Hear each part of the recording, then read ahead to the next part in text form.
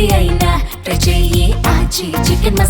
ఆచి చికెన్ మసాలా. మీనాక్షి నటరాజన్ కు సుప్రీంకోర్టులో ఊరట దక్కలేదు. రాజ్యసభ నామినేషన్ తిరస్కరణపై తాము నేరుగా జోక్యం చేసుకోలేమని తెలిపారు న్యాయమూర్తి. గతంలో జోక్యం చేసుకుని తీర్పులు ఉంటే చూపించాలని, నామినేషన్ తిరస్కరిస్తే ఎన్నికల సంఘాన్ని ఆశ్రయించాలని సుప్రీంకోర్టు సూచించింది. తెలంగాణ ఏఐసీసీ ఇన్ఛార్జిగా ఉన్న మీనాక్షి నటరాజన్ మధ్యప్రదేశ్ నుండి రాజ్యసభకు దాఖలు చేసిన నామినేషన్ ను రిటర్నింగ్ అధికారి అరవింద్ శర్మ తిరస్కరించారు. హైదరాబాద్ కోర్టులో ఉన్న ఒక ప్రైవేట్ ఫిర్యాదు వివరాలను ఎన్నికల అఫిడవిట్ లో దాచారంటూ బీజేపీ లీగల్ సెల్ అభ్యంతరం వ్యక్తం చేసింది. ఆమెపై ఎలాంటి ఎఫ్ఐఆర్ నమోదు కాలేదని, కేవలం కోర్టు నుంచి ప్రాథమిక నోటీస్ మాత్రమే వచ్చిందని కాంగ్రెస్ సీనియర్ న్యాయవాది అభిషేక్ మను సింఘ్వి వాదించారు. దానిని పెండింగ్ క్రిమినల్ కేసు కింద చూపించాల్సిన అవసరం లేదని కోర్టు దృష్టికి తీసుకువెళ్లారు. అయితే ఎన్నికల ప్రక్రియలో తాము జోక్యం చేసుకోలేమని ధర్మాసనం స్పష్టం చేసింది.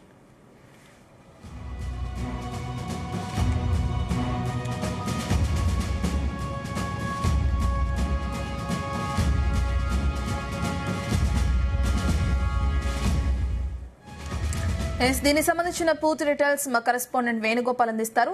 వేణుగోపాల్, మీనాక్షి నటరాజన్ కి కోర్టులో కూడా ఊరట లభించలేదు, ఆ తీరుని మనం చూస్తున్నాం. అయితే వాళ్ళ నెక్స్ట్ స్టెప్ ఏ విధంగా ఉండే అవకాశం ఉంది?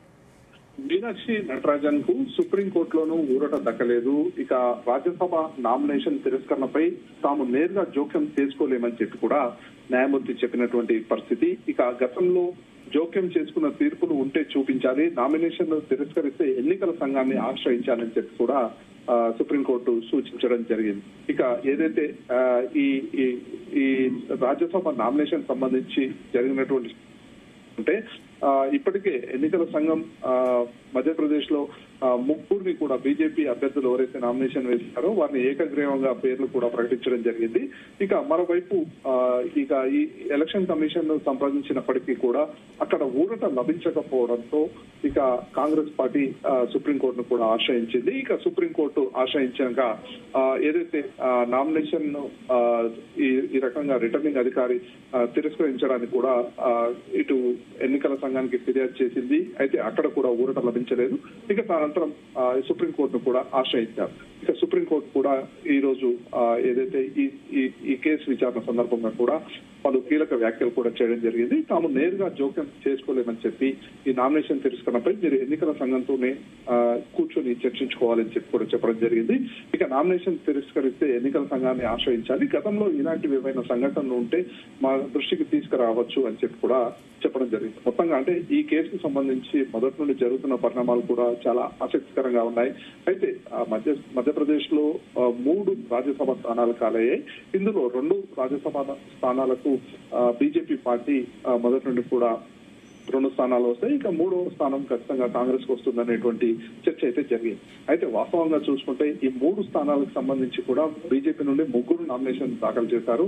ఆ 3ని కూడా ఇప్పటికే ఎన్నికల సంఘం ఇక వేరే నామినేషన్ లేకపోవడం, అలాగే మీనాక్షి నటరాజన్ సంబంధించి నామినేషన్ తిరస్కరించడంతో ఇక 3ని ఏకగ్రీవంగా ఎన్నికైనట్లు కూడా ప్రకటించడం జరిగింది. అయితే ఇప్పటికే ఈ నోటిఫికేషన్ వెలువడింది. ఈ 3 రాజ్యసభ స్థానాలకు జూన్ 18న ఎన్నికలు జరగాల్సి ఉంది. అయితే ప్రస్తుతం ఇక బరిలో ఎవరూ లేకపోవడంతో 3ని ఏకగ్రీవంగా ఎన్నికైనట్లు ఇటు రిటర్నింగ్ అధికారి ప్రకటించారు. ఇక ఇదే అంశంలో ఒకవైపు సుప్రీంకోర్టుకు వెళ్తే న్యాయం దక్కుతుంది అని చెప్పేసి ఆ సుప్రీంకోర్టును కూడా కాంగ్రెస్ పార్టీ ఆశ్రయించడం జరిగింది. ఇక ఇక్కడ ఈ రోజు వాదనలు కూడా చూసుకుంటే ఏదైతే హైదరాబాద్ లో నమోదైన కేసు వివరాలు, ఆ ఆస్తులు, బ్యాంక్ లావాదేవీల వివరాలను మీనాక్షి నటరాజన్ నామినేషన్ పత్రాల్లో దాచిపెట్టారని చెప్పి బీజేపీ అభ్యర్థి మహేష్ కేవత్ రిటర్నింగ్ అధికారికి ఫిర్యాదు చేశారు.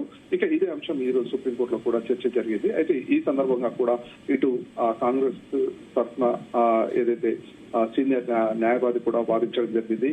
ఇక ఏదైతే ఈ తెలంగాణలో ఏఐసీసీ ఇన్ఛార్జ్ గా ఉన్న మీనాక్షి నటరాజన్ మధ్యప్రదేశ్ నుండి రాజ్యసభకు దాఖలు చేసిన నామినేషన్ లో ఇటు రిటర్నింగ్ అధికారి అరవింద్ శర్మ తిరస్కరించారు.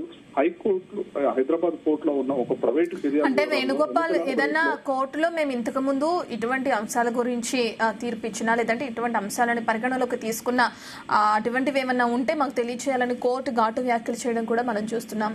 అయితే ఇప్పటికే మీనాక్షి నటరాజన్ వెళ్లి ఎన్నికల సంఘాన్ని కలవడానికి ప్రయత్నిస్తే వాళ్ళు గేట్లు మూసేసిన తీరును కూడా మనం చూసాం. ఇక కోర్టు దగ్గర కూడా తిరస్కరణ ఎదురైన నేపథ్యంలో, అంటే కోర్టు నుంచి కూడా చుక్క ఎదురైన నేపథ్యంలో నెక్స్ట్ మీనాక్షి నటరాజన్ స్టెప్ ఏ విధంగా ఉండే అవకాశం ఉంది? ఇక నామినేషన్ వెనక్కి తీసేసుకున్నట్టు లెక్కైనా?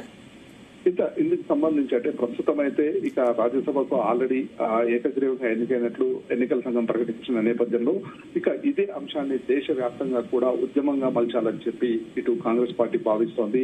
ఇప్పటికే ఎన్నికల సంఘం దగ్గరికి వెళ్తే అక్కడ ఏ అంశం తేలలేదు. ఇక దాంతో సుప్రీంకోర్టుని ఆశ్రయించారు. ఇక సుప్రీంకోర్టులో కూడా కోర్టు చాలా క్లియర్ గా చెప్పడం జరిగింది. ఇక్కడ కూడా మీనాక్షి నటరాజన్ కి ఊరట దక్కలేదు. అయితే ఇదే అంశాన్ని దేశవ్యాప్తంగా కూడా ఒక మహిళను ఈ విధంగా చేయడం ఏంటి అని చెప్పి ప్రశ్నించాలని చెప్పి ఇటు కాంగ్రెస్ పార్టీ కూడా భావిస్తోంది. ముఖ్యంగా ఏదైతే ఒక ప్రైవేటు ఫిర్యాదుకు సంబంధించి కోర్టులో ఏదైతే హైదరాబాద్ కోర్టులో ఒక ప్రైవేట్ ఫిర్యాదుకు సంబంధించి వచ్చిన నోటీస్ కి మాత్రమే మేము స్పందించాము. కానీ ఇక్కడ ఎలాంటి కేసు లేదు. మరోవైపు ఏదైతే రాజ్యాంగంలో పేర్కొన్న ప్రకారంగా కూడా చూసుకున్నా కానీ 2 నెలలలోపు శిక్ష పడేటువంటి కేసులు ఏదైతే అఫిడవిట్ లో పొందుపరచాల్సినటువంటి అవసరం కూడా లేదు. కానీ కేవలంగా ఉద్దేశపూర్వకంగానే ఈ విధంగా నామినేషన్ తిరస్కరించారు అని చెప్పి ఇదే అంశాన్ని ప్రజల్లోకి పెద్ద ఎత్తున తీసుకెళ్లాలని చెప్పి కూడా కాంగ్రెస్ పార్టీ భావిస్తుంది. ఇక రానున్న రోజుల్లో ఇదే అంశంపై పెద్ద ఉద్యమం కూడా చేపట్టాలని చెప్పి కాంగ్రెస్ పార్టీ భావిస్తుంది. అంటే ఒకవైపు ఇప్పటికే ఓట్ చోరీ చేశారు, ఇప్పుడు సీట్ చోరీ చేశారు అని చెప్పి ఎటువంటి నినాదంతో రానున్న రోజుల్లో పెద్ద ఎత్తున ఉద్యమించాలని చెప్పి కూడా ఇటు కాంగ్రెస్ పార్టీ భావిస్తోంది. అయితే ఇదంతా కూడా కావాలని ఏదైతే బీజేపీకి సంబంధించిన కొంతమంది ఎవరైతే దీనికి పాల్పడ్డారో వాళ్ళు కావాలనే చేస్తున్నారనే ఆరోపణలు కూడా ఉన్నాయి. ఆ విధంగా కూడా చూడొచ్చు. అంటే ఇందుకు సంబంధించి ఏదైతే కాంగ్రెస్ పార్టీలో కోవట్లు ఉన్నారు అని చెప్పి కూడా బీజేపీ పార్టీ ఆరోపిస్తున్నటువంటి పరిస్థితి.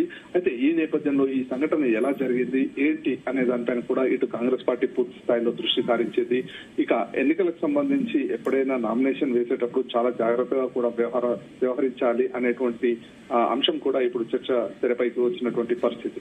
అయితే ఇందుకు సంబంధించి కాంగ్రెస్ పార్టీ ఎందుకు ఎవరు ఈ లీక్ ఇచ్చారు బీజేపీ పార్టీకి అనే దానిపైన కూడా అంతర్గతంగా కూడా విచారణ చేస్తోంది. మరోవైపు ఇలాంటి అంశాలని కూడా అంటే కావాలని ఉద్దేశపూర్వకంగానే ఈ నామినేషన్ తిరస్కరించి ఇటు రాజ్యసభకు ఎన్నిక కాకుండా చేశారు. ఈ అంశాన్ని దేశవ్యాప్తంగా కూడా ఒక ఉద్యమంగా మలచాలి అని చెప్పి కూడా ఇటు కాంగ్రెస్ పార్టీ భావిస్తుంది. అందులో భాగంగా ఇప్పటికే ఏఐసిసి ఒక ప్రత్యేక సమావేశం కూడా నిర్వహించడం జరిగింది. ఇక ఈ సమావేశంలో ప్రధానంగా ఏదైతే ఈ రాజ్యసభ సీట్ వ్యవహారం ప్రధానంగా చర్చకు వచ్చింది. రానున్న రోజుల్లో ఖచ్చితంగా ప్రజల వద్దకు వెళ్లి ఈ విధంగా ఒకవైపు ఓట్ల చోరీ చేస్తూ ఇప్పుడు సీట్ల చోరీ చేస్తుంది అనేటువంటి అంశాన్ని కూడా బలంగా ప్రజల్లోకి తీసుకువెళ్లాలని చెప్పి కాంగ్రెస్ పార్టీ భావిస్తోంది. అయితే ఇక్కడ ఇదే అంశంలో అంటే బీజేపీ కూడా చాలా కీలక వ్యాఖ్యలు చేయడం జరిగింది. ఇక కోవట్లు ఎవరున్నారో మీరే చూసుకోవాలి అనే అంశాన్ని కూడా చెప్పడం జరిగింది. అయితే ఇక్కడ జరిగినటువంటి అంశంపై ఒకవైపు కాంగ్రెస్ పార్టీ అంతర్గత విచారణ చేస్తూనే ఇక ఇదే అంశాన్ని ఒక ఉద్యమంగా కూడా మలవాలని చెప్పి కూడా భావిస్తున్నటువంటి పరిస్థితి. Thank you Venugopal.